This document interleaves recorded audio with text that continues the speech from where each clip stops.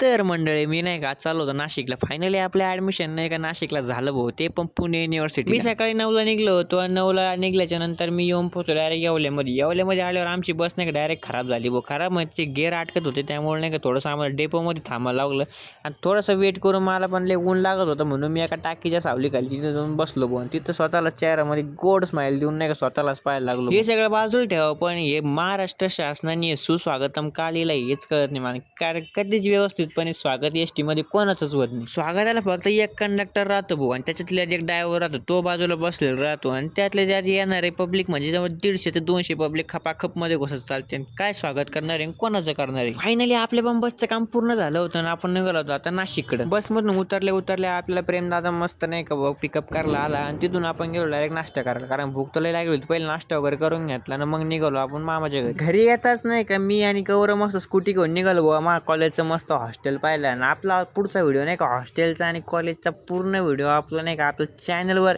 म्हणजे YouTube channel आणि इंस्टाग्रामवर दोन्हीवर पण येणार आहे. तोपर्यंत आपल्या चॅनलला मस्त सबस्क्राईब वगैरे करून ठेवा. लवकर मस्त व्हिडिओला लाईक वगैरे करून घ्या. मस्त शेअर वगैरे पण करून टाका कारण आपला पुढचा ब्लॉग म्हणजे आपला कॉलेज आणि हॉस्टेल आपण लवकरच आपल्या ब्लॉगमध्ये आणणार आहे. तोपर्यंत रामकृष्ण हरी.